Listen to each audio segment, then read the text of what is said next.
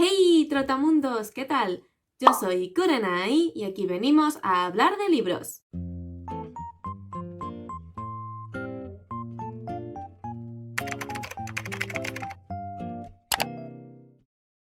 Hoy os traigo el último vídeo que cierra como esta trilogía típica de vídeos de principio de años que está compuesta por mis propósitos de lectura, las peores lecturas y las mejores lecturas, y hoy vengo aquí a hablaros de mis mejores lecturas del 2021. Si no habéis visto el vídeo de peores lecturas, os lo dejaré por aquí por la i, y como os comenté en ese vídeo, durante el 2021 dupliqué mi cantidad de lecturas. En vez de leer 50, que es lo que suelo leer de media al año, pues me leí unos 100 libros. Lo que hizo que la tarea de escoger mis mejores y peores lecturas pues se me complicara un poco, porque obviamente había mucho más donde elegir. Sin embargo, aquí he de confesar que elegir mis mejores lecturas fue mucho más fácil que elegir mis peores lecturas. Porque si bien a mí no me importa dar mala nota a los libros, entiéndase, para mí dar mala nota a un libro puede ser darle unas 3 estrellas, porque significa que el libro yo pensaba que iba a ser de 4 o 5 estrellas, pero al final no ha sido lo que yo esperaba y entonces le he rebajado la puntuación a 3 estrellas. Dependiendo del libro, eso puede ser una buena nota o puede ser una mala nota. Entonces yo soy muy dada a dar las 3 estrellas y de ahí para abajo. Normalmente suelo dar una media de 3, 4 estrellas sobre todo, entonces ya digo que las 3 estrellas pueden ser de un libro que bueno, que sí, que me ha entretenido, que ya está, o también puede ser de que un libro pues para mí es malo porque, como ya digo, tenía unas expectativas de ponerle 4 o 5 estrellas y al final no se han cumplido. El caso, que lo que vengo aquí a explicar es que a mí me resulta muy difícil ponerle a los libros 5 estrellas o 4,5, que es a partir de la nota que yo considero que un libro debe estar en este top. Hay libros a los que le pongo 4 estrellas que serían 4 estrellas altas, pero no llegan al 4,5, que de esos también os voy a hablar un poco en este vídeo, sobre todo al principio, pero bueno, que yo no soy muy propensa a poner 4,5, 5 estrellas, porque ya tienen que ser libros que para mí sean perfectos, que sean redondos o que tengan algo que yo diga, mira, te mereces esta puntuación por el motivo que sea. Entonces tenía muchos libros de 4 estrellas, muchos libros de 4 estrellas altas que no llegan como a las 4,5, porque para mí 4,5 es un libro que es perfecto excepto por alguna cosilla, y luego pues había muy pocos libros realmente de 5 estrellas. Entonces mi top 10 va a estar compuesto de libros de 4,5 y de 5 estrellas, y luego al principio, al igual que hice en mi top de peores lecturas, os voy a mencionar algunas lecturas que son 4 estrellas altas pero que no han llegado a entrar en el top, también por el motivo que dije en el vídeo anterior, porque si no tendría que hacer un vídeo de 2 horas y tampoco es cuestión. Entonces primero os voy a mencionar esas lecturas que han estado a punto de entrar en el top pero no, que son muy poquitas, ¿vale? Y son las siguientes: Hacerse mayor es una mierda, que es una novela gráfica; Muerte de una sirena, que es un thriller que tiene como protagonista a Christian Andersen; El vals de la bruja, que es una historia, como su propio nombre indica, de brujas; Alguien está mintiendo, que es la primera parte de una trilogía de thriller juvenil; Princesa mecánica, que es la tercera parte de la trilogía Los orígenes de Cazadores de sombras; Kim Ji-yoon, nacida en 1982, que me la leí para el reto de Yo leo Corea; Y si fuéramos nosotros, que es una novela de romance contemporáneo entre dos chicos; La iglesia, que es un thriller de terror; y por último Colores en el viento, que es una fantasía middle grade. Antes de empezar con el top 10, deciros que, al igual que os comenté en el vídeo de la semana pasada, no me voy a enrollar a explicar aquí de qué va cada libro. Para eso tenéis sus correspondientes wrap-up. Si la reseña de estos libros ya está publicada en mi blog, os la dejaré en la cajita de la descripción por si queréis ver de una manera mucho más extendida mi opinión sobre estos libros. Simplemente os voy a comentar por qué los he elegido y ya está. Otra cosa que quiero puntualizar de este top es que en los puestos más bajos he puesto libros que, aunque tienen una nota muy alta, mucho más alta que los libros que tienen encima,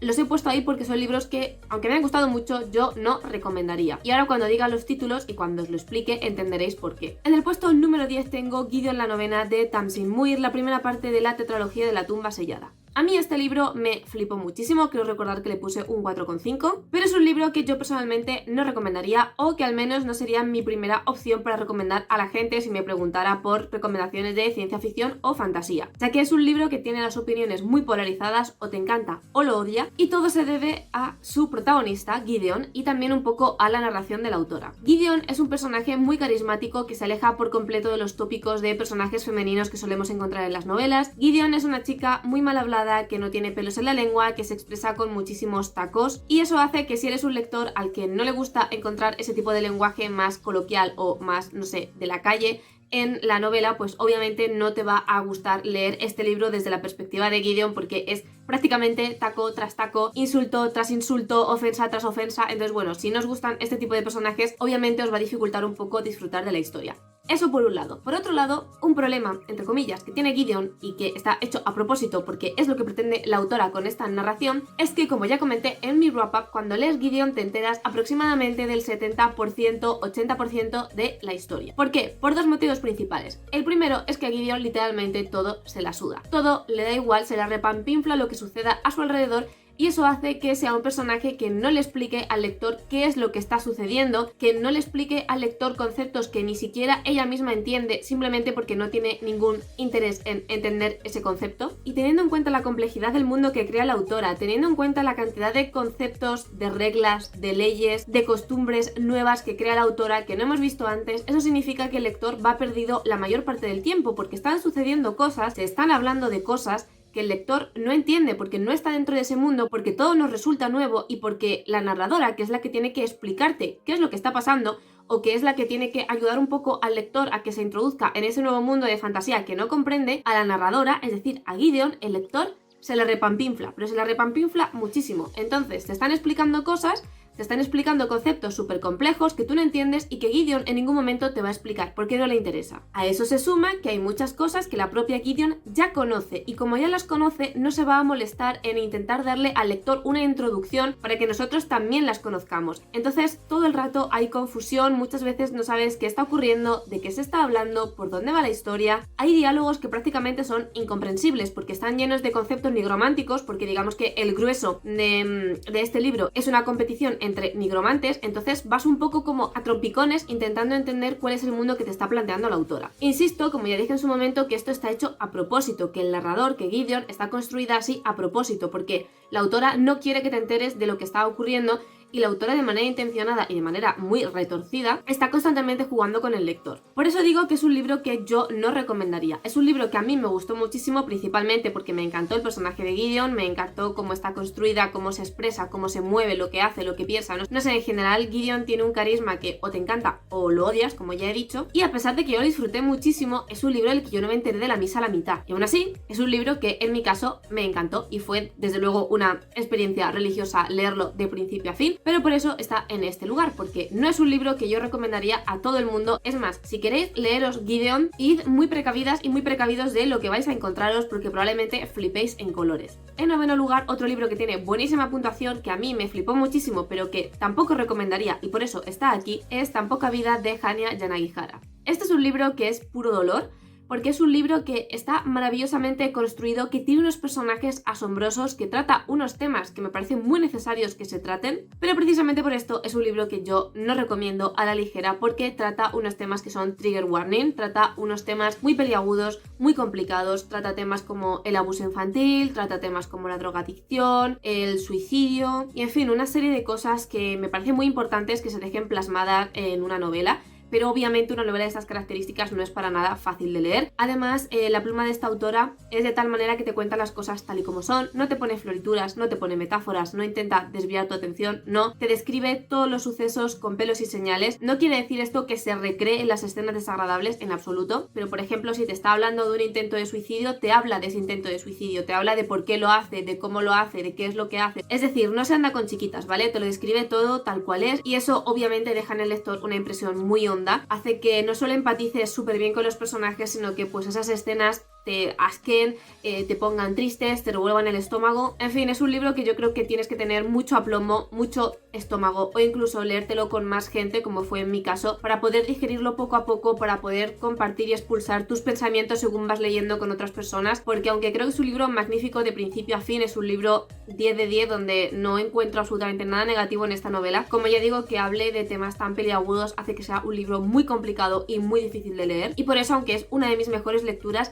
no es una lectura que yo le recomendaría a todo el mundo. En el puesto número 8, como no podía ser de otra manera, tengo a mi queridísima Laura Gallego con La misión de Rox, que es la última parte de su trilogía Guardianes de la Ciudadela. De lo último que he leído de esta autora que me faltaba por leer, sin duda mis libros favoritos han sido los de Guardianes de la Ciudadela. Sé que tiene sus cositas, sé que tiene sus fallos, pero es que yo los disfruté muchísimo, me lo pasé genial leyéndolos, y mi favorito sin duda fue el tercero, por los giros de trama que hay, por la evolución de los personajes, por ciertas cosas que te va como planteando en los libros posteriores y de repente, boom, aquí te explotan en la cara, no sé. El tercer libro me pareció maravilloso, me pareció sublime, además se centra más en el personaje de Rock, que es mi personaje favorito junto con el de Aisling, que es la protagonista, y la verdad es que para mí leer a Laura Gallego siempre es un acierto, y de hecho creo que de todos los libros que ha escrito, su trilogía de los Guardianes de la Ciudadela se va a colocar entre mis obras favoritas de la autora. En el séptimo lugar tengo Asesinato para principiantes de Holly Jackson, la primera parte de una trilogía de un thriller juvenil que sucede en el instituto, donde la protagonista es una adolescente que intenta por su cuenta averiguar qué pasó con una chica de su instituto que desapareció y cuyo cuerpo nunca se ha vuelto a encontrar. Este thriller está aquí no solamente porque fuera súper adictivo, estuviera súper bien escrito, la profundización de los personajes fuera magnífica y me lo leyera de una sentada, sino que también está aquí porque la autora aprovecha que los protagonistas son adolescentes para tocar temas muy importantes, sobre todo durante la adolescencia, como el acoso sexual, las violaciones, el alcoholismo, las drogas, el racismo. No sé, trata como un montón de temas súper importantes y más en estas edades, temas que se dan en el instituto. Incluso también se habla de la presión de los padres para hacer que sus hijos sean perfectos o para hacer que sus hijos tengan lo mejor y sean los mejores sin realmente ponerse en la piel de sus hijos. No sé, trata cosas muy interesantes y aunque es verdad que no los trata con profundidad, porque quiero decir, el tema principal de la novela no es ese, me parece muy guay que no se limite a ser simplemente una novela de misterio y una novela de asesinatos, sino que ya digo que utilice un poco el microcosmos del instituto para abordar temas que son importantes y temas que no suelen estar retratados en libros dedicados a adolescentes. En sexto lugar tengo Cinder de Marisa Meyer, la primera parte de su tetralogía Las Crónicas Lunares. Hasta ahora solamente me he leído Cinder y el segundo, que es Scarlet, y como ya dije cuando hablé de este libro, yo soy de esas personas raras a las que le gusta más Cinder que Scarlet. Cinder es un retelling de Cenicienta muy original, muy futurista, muy distópico. A mí me encantó, no ya por la historia, que también me parece magnífica, sino por el personaje de Cinder, que de momento de las dos protagonistas, porque cada libro de la tetralogía está protagonizado por un personaje diferente, aunque todos siguen teniendo mucha presencia y siguen siendo narradores en los libros posteriores, pues de momento entre Cinder y Scarlet me gusta muchísimo más Cinder como protagonista. Además, la relación de amor que aparece en este libro me parece que está llevada de una manera sublime, porque la autora hace algo que a mí me encanta, y es que cuando la protagonista tiene un interés amoroso en otro personaje, no deja de lado sus ideales, sus convicciones, sus sueños, sus objetivos en pos de esa nueva relación o para adaptarse a esa persona de la que está empezando a enamorarse, sino que ella sigue sabiendo muy bien qué es lo que quiere hacer y cómo lo quiere hacer, y eso es algo que yo suelo echar mucho en falta en los libros juveniles. Y nada, la verdad es que tengo muchísimas ganas de continuar con la tetralogía y de este año no pasa. En quinto lugar tengo Los muertos no mienten de Stephen Spotwood. Este thriller está aquí no solo porque me lo leyera en una tarde, me mantuviera enganchadísima y no sé, me lo pasara genial leyéndolo, sino porque, al igual que me pasa con Asesinato para principiantes, es un thriller que, más allá de lo adictivo de su historia, te mete otros temas para criticarlos o para dar conciencia sobre ellos, y eso me parece muy importante. Por ejemplo, se habla sobre feminismo, sobre sororidad, hay personajes bisexuales, y también lo que más me gustó es que la protagonista sufre una enfermedad degenerativa, que ahora mismo no recuerdo cuál es, pero bueno, es esta enfermedad que hace que te duela todo el cuerpo y que según va pasando el tiempo cada vez te vaya doliendo más y cada vez estés más impedido y puedas moverte peor. Y yo jamás en ningún libro he visto ni a un protagonista ni ningún personaje que sufra de esta enfermedad, con lo cual me parece muy importante que el autor decida darle visibilidad, y además es la protagonista que precisamente es una de las detectives más reconocidas en esta historia. Es una detective a la que todo el mundo respeta, que es muy capaz en lo suyo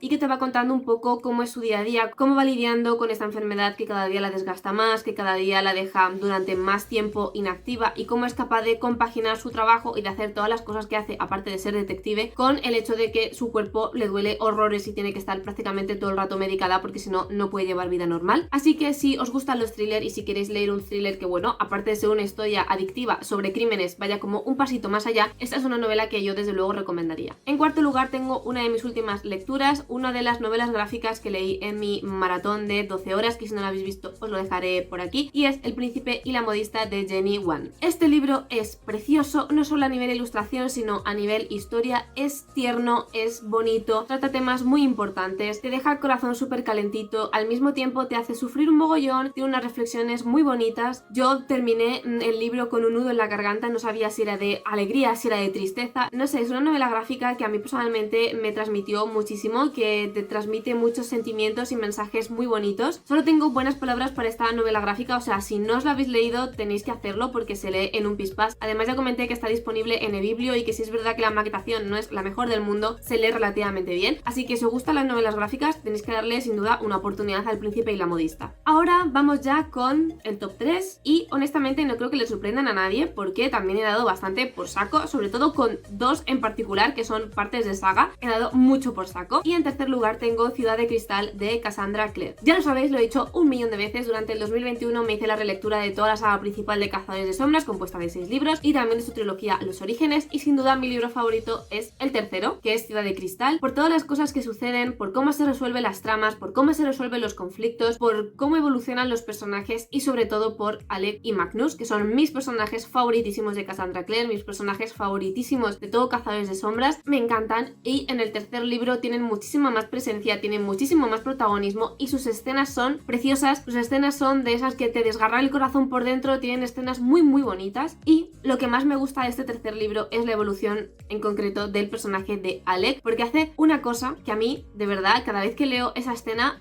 se me encoge el corazón en un puño porque quiero mucho a Alec y es un personaje que ha sufrido muchísimo por su condición sexual y que se atreva a dar el paso que da en el tercer libro me parece muy importante, me pareció muy valiente por su parte y en general creo que al menos de la saga principal el mejor libro de toda la saga es el tercero y por eso tenía que estar en este ranking. En el puesto número 2 tengo La Bruja Blanca, la primera parte de la trilogía Asesino de Brujas de Selby Maurin. No os voy a mentir, este libro está aquí por salseo. Este es el libro más salseante que me leí durante el 2021. Este libro me lo gocé. Es que no os hacéis una idea de cómo me lo gocé. O sea, es Enemies to Lover, es mi cliché favorito y además me parece que es uno de los mejores Enemies to Lover que yo he leído. O sea, la construcción de personajes, la construcción de la relación, es que me pareció todo absolutamente sublime. Yo de verdad estaba durante todas las páginas deseando que estos personajes se empotraran contra la pared porque es que de verdad la manera en que la autora tiene de describir la tensión sexual, las peleas y los encontronazos que tienen entre ellos, el choque constante de personalidades porque la protagonista es como súper descarada, súper atrevida, súper valiente, lengua afilada y su marido con el que se casa por error y por obligación es justo lo contrario a ella porque además es una historia que está ambientada hace siglos en una Francia profundamente religiosa y su marido que es un cazador de brujas y ella es una bruja pertenece digamos a una especie de cuerpo de la Inquisición que se dedica a matar brujas, entonces no solo es que ella es una bruja y él un cazador de brujas, que por cierto no lo saben, sino que él es profundamente religioso y ella es profundamente feminista, rebelde y va completamente en contra de la religión y de todas las creencias, entonces sus personalidades chocan muchísimo pero al mismo tiempo encajan súper bien y ya digo que creo que la autora ha sabido llevar la relación de una manera maravillosa. Si os gusta el salseo y el cliché de Enemies to Lovers, yo creo que este es uno de los mejores libros que representan eso. Y para más Inri tenemos una ambientación magnífica, ya digo, en una especie de París, creo que del siglo XVIII, siglo XIX, y aparte de eso es una historia de brujas, o sea, es que es un libro que para mí lo tiene todo. Puede que no sea el mejor libro del mundo, puede que tenga un montón de fallos, puede que tenga un montón de cosas, es que me da igual, o sea, me da igual. Mi criterio es que yo este libro me lo leí de principio a fin prácticamente sin respirar y yo tenía un hype mientras leía esta novela pero por las nubes, así que a mí con eso me sirve para ponerlo en el puesto número 2 aunque no sea el mejor libro del mundo. Y llegamos ya al primer lugar con un libro que yo creo que no le va a sorprender absolutamente a nadie porque a nadie me he dado yo por saco con esta trilogía, o sea, es que es impresionante, prácticamente en todos mis últimos vídeos hablo de estos libros y es obviamente Nacidos de la Bruma de Brandon Sanderson. He escogido El Héroe de las Eras, aunque realmente podría poner toda la trilogía. El primer libro me gustó muchísimo, el segundo libro me parece mejor que el primero, pero es que el tercero ya me pareció redondo, me pareció sublime. La manera en que Brandon Sanderson te mete los plot twists, es que, madre mía, literalmente no te veías venir ni uno. O sea, yo este libro además me lo gocé muchísimo porque me lo leí en lectura conjunta con Rebeca y era súper guay porque cada vez que había un plot twist yo le ponía a Rebeca, madre mía lo que acaba de suceder, que no sé qué y tal. Entonces, ¿qué pasa? Que yo a ella le aumentaba el hype y tenía más ganas de leer y viceversa. Y entonces, en este último libro era súper divertido porque literalmente en cada tanda estábamos las dos en plan, es que cuando llegues vas a flipar porque, madre mía, y aunque supiéramos que iba a haber un giro de trama, no sabes en qué momento te va a venir, no sabes por parte de qué personaje va a ser, entonces, no sé, era alucinante. Además, una cosa que tiene magistral Brandon Sanderson en este libro es que hay veces que te va enlazando varios giros de trama, entonces es como que tienes una revelación sorprendente y de repente tienes un capítulo que es todo calmado, ¿no? Que la historia va fluyendo y tal, y tú te piensas que ya está, que no va a haber más hasta dentro de mucho. Y de repente el capítulo siguiente te mete otro plot twist mucho más impresionante e impactante que el anterior. Entonces había veces en las que ibas encadenando literalmente plot twist tras plot twist y había veces que dentro del propio giro de trama había otro giro de trama. Entonces en ese sentido es un libro frenético que literalmente no te deja descansar porque todo el rato están sucediendo cosas, todo el rato está habiendo giros. Y luego también otra cosa que me pareció fascinante es que aparecen aquí cosas mínimas, detalles minúsculos que el autor te dejaba caer en el primer libro, en el segundo libro, que tú como que lo pasabas por alto, ¿no? Porque decías, vale, pues ha dicho esto este personaje o se ha comentado esto en este punto, pero bueno, ya está. Y de repente en el tercer libro te das cuenta de que eso en realidad tenía que ver con no sé qué otra cosa y eso a su vez tal, o sea, de verdad, es que yo os juro que es el libro con el que más he flipado este año. Es que me ha parecido una obra maestra. La manera en que cierra todas las tramas, la manera en que cierra todas las subtramas, la manera en que evolucionan todos los personajes, es que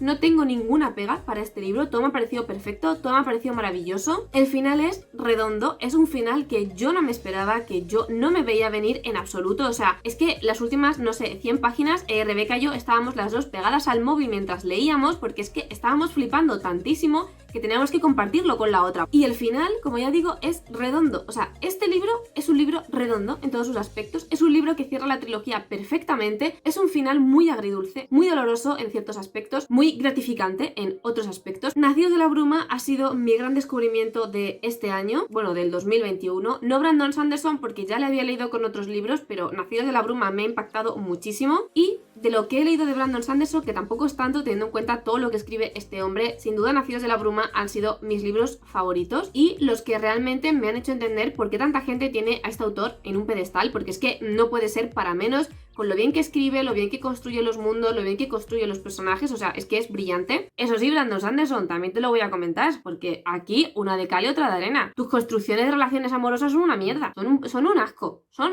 asco, tanto en el Antris como en el Ritmatista, aunque ahí no hay mucho, pero es que en Nacidos de la Bruma te cuelas que flipas. Las relaciones amorosas que me has hecho en Nacidos de la Bruma, por favor, me lo vas puliendo en el resto de libros, porque de verdad, qué despropósito, ¿eh? ¡Qué despropósito!